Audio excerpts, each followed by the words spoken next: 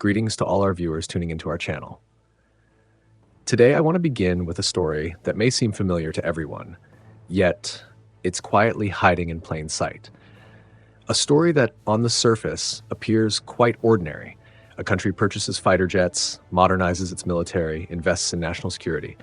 But when we dig beneath the surface layers, we find that this isn't merely about a defense contract. It's a story about how a democratic nation defends its sovereignty in an era where power is no longer defined by battles on the field, but by supply chains, legal clauses, and invisible ties that stretch across decades. Canada assured its citizens that the decision to purchase the F-35 was a stable and controlled one, with all costs carefully calculated. But then the numbers started to swell, almost as if they were growing overnight, and no one could explain why. What was initially projected at 16 to 18 billion Canadian dollars ballooned to over 25 to 28 billion. And then came internal documents revealing that even this new figure was merely a provisional estimate. What troubled the public wasn't just the budget overrun. What truly worried them was why the government couldn't clearly answer the most basic questions. What exactly are we buying, and what will the real cost be to our country?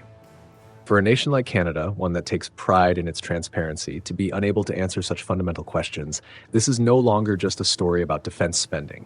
It's a story about public trust. And when trust begins to falter, every explanation starts to sound fragile. But Canada is not alone in this. Take Switzerland, a country globally known for precision, caution, and an almost flawless ability to manage risk. They too believed that their F-35 deal was fixed price, that nothing could change. The Swiss press even called it a victory for transparency in the negotiation process. But then, when technical and logistical terms were revised on the US side, that so-called fixed price came back to life, began to bend, and ultimately swelled in ways no one had anticipated.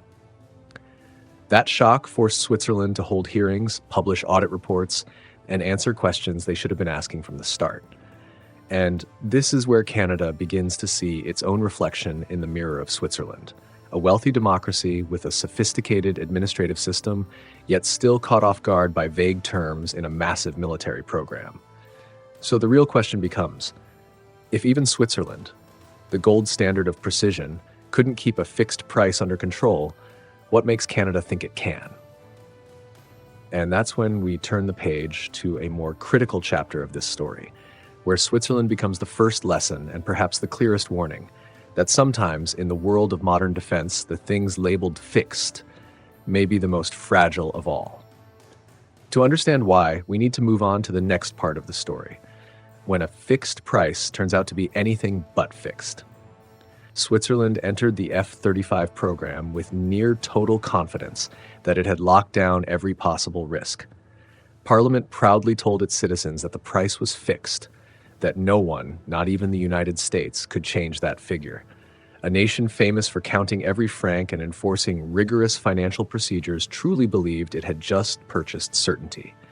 But in that very moment, they failed to realize they were stepping into a game where all the rules were written by the other side. Then the notices from Washington began to roll in. Software updates, revised safety standards, upgrades to mission electronics, additional infrastructure requirements. None of these changes sounded major on their own, but each one came with a new cost. Layer by layer, those added costs shattered the idea of a fixed price. And when the audit reports were finally released, the Swiss public was stunned to discover they hadn't bought a complete system. They had bought the right to keep spending for years to come. A fierce public debate erupted. Parliament was forced to hold hearings. Financial watchdogs admitted there had been early warnings, but those warnings were never shared with the public. Painful questions began to surface. How could a developed democracy lose control of a defense contract? How could a nation that prides itself on transparency hide what the people had every right to know? But the truth runs deeper still. A program like the F-35 isn't just about buying aircraft. It includes the entire logistics network, the maintenance system, access to proprietary software, and a lifetime of upgrades. Which means that no matter how many price guarantees are signed, it is ultimately the US that decides how costs will evolve over time. When the US changes the standards, F-35 customers don't get a say. They only get a bill. And it's this reality that turns Switzerland's story into a powerful warning for Canada. Because Canada's contract contains similar clauses, similar dependencies are already in place, and similar risks are quietly growing in the background. If a country as wealthy, disciplined, and cautious as Switzerland could misjudge the true nature of a fixed price, then what makes Canada, with a larger project, more complex infrastructure, and a longer rollout, think it will fare differently? At this point, the story expands beyond the realm of cost. It touches on a much larger issue, dependency on the US defense supply chain. And when that supply chain belongs to another country, the sovereignty a nation believes it's protecting may in fact be eroded by the smallest clauses in a contract. This is the moment when Canada must ask itself, not just about the aircraft, but about its national position in the 21st century. And it's also the moment when a new conversation begins to take shape. A conversation about economic sovereignty, about how much a nation is willing to trade for security, and about where the line truly lies between defense cooperation and generational dependency.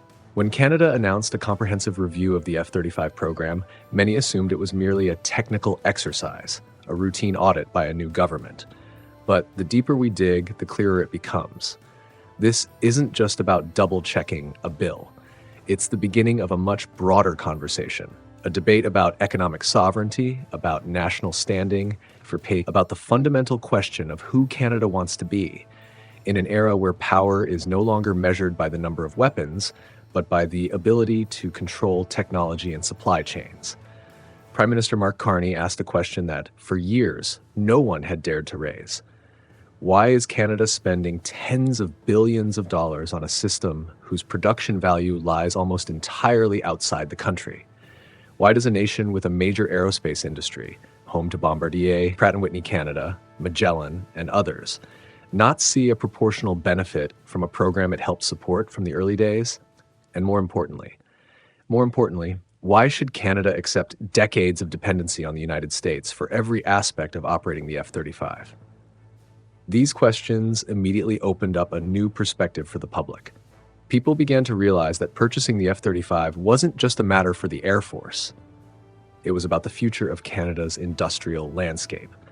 A modern fighter jet might protect the skies for 30 or 40 years, but the decision to buy it could shape the economy for just as long. If Canada were to acquire a system where every maintenance check, every spare part, every software update required US approval, it would be locking itself into a circle of dependence with no real way out. Several members of Parliament posed the issue head-on. Why would a nation that values its sovereignty as much as Canada accept such a risk? Why hasn't Canada demanded technology transfers, domestic training and maintenance rights, or opportunities to build a homegrown supply chain, as other countries have successfully done? Why is the F-35 deal not creating jobs across provinces, not driving innovation, not building self-sufficiency? These questions aren't criticisms. They are the voice of a mature society, confident enough to confront the shadows in its own defense policy. And when the Gripen camp entered the conversation, arguing that their offer included technology transfers, on-site pilot training, domestic maintenance, and even potential production expansion in Canada, the debate suddenly became clearer. This was no longer just a matter of which plane is better, but a question of what kind of future Canada wants to build for itself. If Canada chooses the F-35, it gets cutting-edge military power, but at the cost of deep dependency. If it chooses the Gripen, it gains domestic capabilities, but may have to accept certain limitations in combat performance. So what is the right choice? Perhaps the answer doesn't lie in the plane itself, but in the strategic direction of the nation. Does Canada want to be a buyer of weapons or a maker of them? Does it want to rely on America's ecosystem or build one of its own? Does it want to be a customer or a partner? These questions lead us to an unavoidable truth. National strength doesn't materialize out of nowhere. It is built through bold decisions, sometimes ones that go against the inertia of the system. And to make those kinds of decisions, Canada must be willing to look back and examine how its past choices were made. And this is where the story turns toward a darker, more sensitive place. a space few governments are willing to enter. Because to understand how Canada ended up in its current predicament, we have to look at its very own defense procurement system. The problem isn't with the weapons. The problem isn't with the partners. The real issue lies in a decision-making process so flawed, so riddled with gaps that a single misstep at the wrong time can leave an entire country paying the price for decades. To truly grasp this, we have to move into the next chapter where the hard truths finally begin to surface. As the deeper review got underway, it became clear that the problem wasn't the aircraft. It wasn't the United States. It wasn't even the price tag.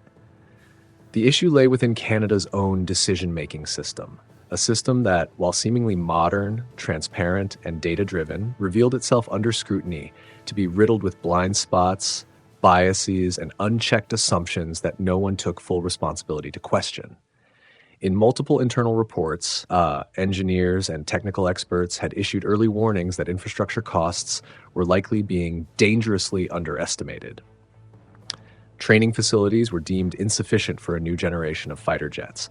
Bases like Cold Lake and Bagotville would need near-complete overhauls. But those warnings never reached Parliament before the deal was signed. They were set aside to be reviewed later, to be updated post-signing. And once the contract was inked, every adjustment became a bill to pay.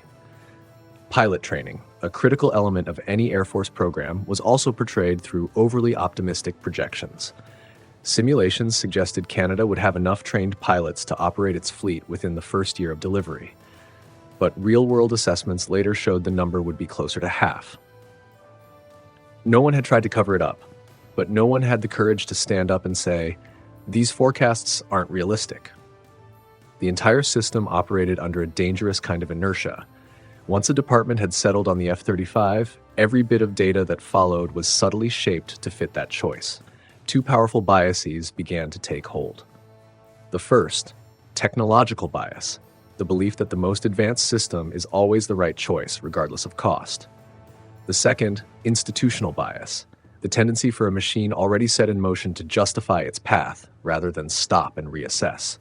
The tough questions about true costs, self-sufficiency, and long-term risks were pushed into closed-door meetings, internal memos, and files marked for later review. But in military programs, later often means too late. By the time Parliament had the full picture, the contract had been signed. By the time the public learned the real costs, the budget was locked in. By the time the system recognized the risks, the planes were almost ready for delivery. What worries many is not the presence of mistakes, but the fact that those mistakes weren't caught in time. A healthy defense procurement system must be able to self-audit, self-criticize, and hit the brakes when necessary. But in this case, no one had the authority or the courage to pull the emergency brake. And that's why Canada now finds itself reviewing an entire program after already committing tens of billions of dollars. This isn't the fault of one individual. It's not the failure of one ministry. This is the fault of a system that's been operating for so long without anyone seriously asking, are we doing this the right way? And once this story came into the light, Canadians began asking a deeper question. Is this system designed to protect us or to protect itself? But perhaps the more important question lies elsewhere. What does all of this have to do with them, the people who work hard, pay taxes, and juggle life's daily responsibilities? And it's right here that the story shifts into its most important chapter. Why something that seems distant and abstract actually affects every single Canadian directly. Because in the end, no matter how many layers of bureaucracy a bill passes through, every cost, sooner or later, finds its way back to them. When people hear about a defense contract worth tens of billions of dollars, they often think it's a matter for politicians, the military, and technical experts, something far away, too complex, and seemingly irrelevant to their everyday lives. But in reality, the truth is exactly the opposite. The lines written in the F-35 contract, the tiny clauses buried in technical appendices, the numbers that quietly grow year after year, all of these things will ultimately affect ordinary citizens, whether they realize it or not. When costs exceed projections, the national budget has to absorb the overrun. And that money doesn't come from thin air. It comes from your taxes. It comes from cuts to social programs, from delayed healthcare projects, from highway expansions or hospitals pushed back by years. A 40-year F-35 contract means that for 4 decades, every major budget decision in Canada will have to contend with the shadow of this program, which means that today's youth, and even generations yet to be born, will carry the weight of obligations they never got a chance to vote on or voice an opinion about. But the issue runs deeper. When Canada becomes fully dependent on the US for maintenance, parts, and upgrades, its ability to make sovereign decisions about its Air Force deployment shrinks. One day, if the US changes its logistics protocols, Canada will be forced to adapt. If the US raises the cost of routine upgrades, Canada has no right to refuse. And even if Canada wants to shift its defense strategy, it must first consider whether another country's logistical infrastructure will allow it. In an increasingly unstable world, strategic autonomy is not an abstract idea. It's a real-world question. When crisis strikes, will Canada be able to act according to the will of its people? Or will it have to wait for approval from systems beyond its borders? Public trust is another element that cannot be overlooked. When citizens discover that the real costs differ from what they were told, when they learn that internal warnings were ignored, when they realize that the decision-making system wasn't strong enough to protect their interests, trust in government begins to erode. And once trust is damaged, even the most well-intentioned policies become harder to implement.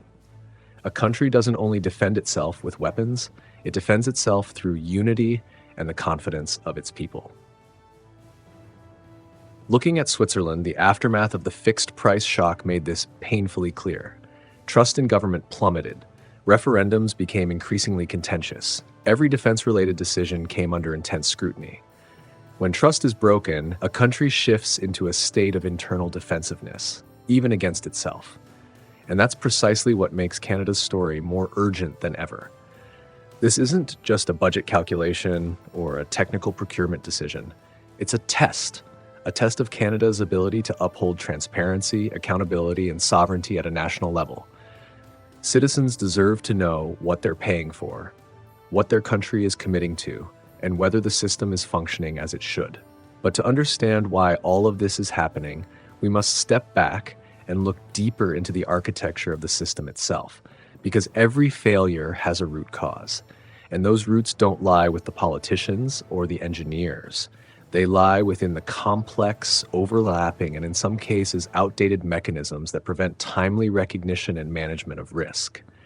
That's why, to truly understand how Canada got pulled into this spiral, we need to move into the next chapter, where the structural flaws begin to surface and where we come to see that defense procurement doesn't just need reform, it needs to be rebuilt from the ground up. As we trace the many layers of the F-35 story, it becomes increasingly clear that the issue doesn't stem from a single poor decision, but from deep, systemic flaws embedded in the very structure of Canada's defense procurement system. A system built up over decades, layered with countless procedures, standards, and overlapping responsibilities, to the point where even those within it struggle to pinpoint where risk begins and where it could have been stopped. At the deepest level, the problem begins with how risk data is used to evaluate defense projects. Analyses that appear modern and sophisticated often conceal outdated assumptions. Many forecasting models are based on legacy data, not updated to reflect current technology or international experience. Some projections are even based on 50% probability, essentially flipping a coin to predict the future of a program worth tens of billions of dollars. And yet, in a system that places blind faith in its own processes, warnings about the unreliability of this data are rarely taken seriously. The problem worsens when we examine how government departments operate. The Department of National Defense wants the most capable aircraft. The Ministry of Finance wants the lowest possible cost. The Ministry of Industry wants jobs and technology to stay in Canada. All 3 goals are valid, but they aren't integrated into a unified decision-making framework. Each department defends its own interests. Each applies pressure in its own direction, and the system caught in between must try to reconcile them all. The result? Final decisions often emerge from murky compromises, with no one fully satisfied and no one fully accountable. Institutional timidity also plays a role in amplifying risk. In technical meetings, someone might raise a fundamental question. Is the infrastructure truly adequate? Will we have enough trained pilots? Have we underestimated operating costs? But even these essential voices often hesitate, worried about being seen as slowing progress, being difficult, or obstructing a decision that has already been informally agreed upon. Over time, the system cultivates a culture of silence, where caution is mistaken for weakness and reasonable warnings are dismissed as minor noise. Within this culture of silence, small problems, an incomplete report, a risk analysis missing critical data, a flag delay in training, are quietly brushed aside because they're not yet serious.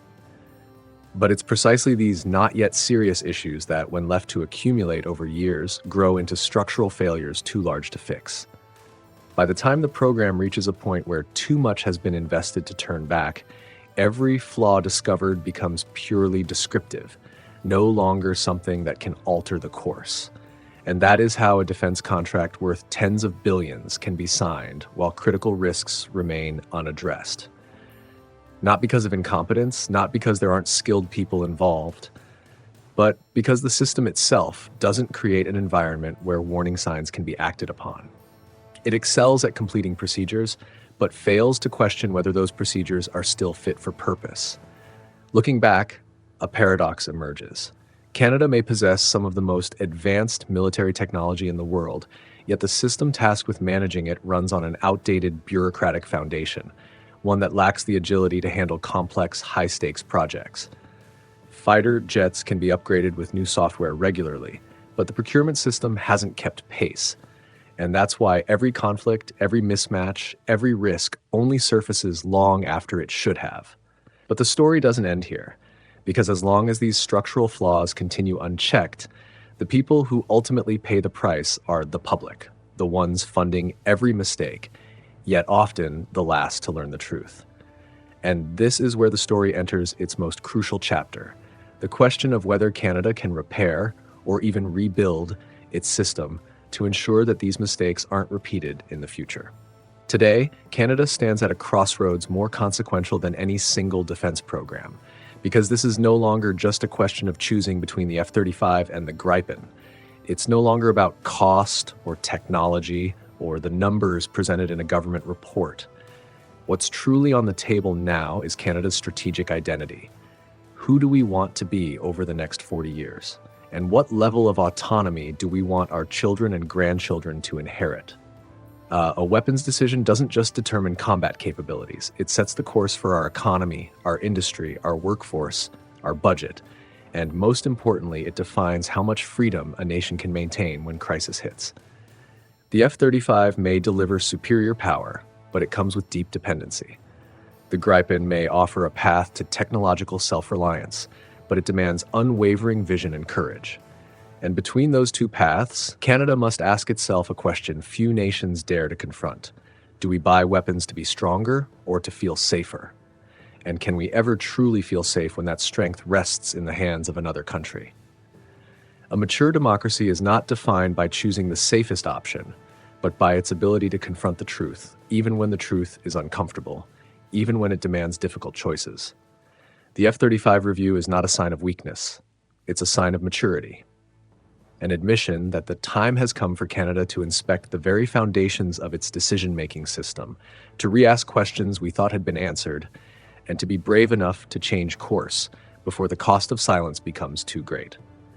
Canada now has a rare opportunity to rewrite how it builds national defense, with more transparency, more independence, and a focus on long-term interests instead of institutional inertia. And whatever the final decision may be, F-35 or Gripen, what matters most is that it's made with the honesty, responsibility, and strategic clarity that the Canadian people deserve. If you have thoughts, questions, or your own perspective on this issue, I invite you to share them in the comments below. I genuinely want to hear how you see this crossroads that Canada now faces. And if you'd like to keep following deep, honest, and thought-provoking stories like this one, don't forget to subscribe to the channel so you won't miss any upcoming videos. I'll see you in the next story.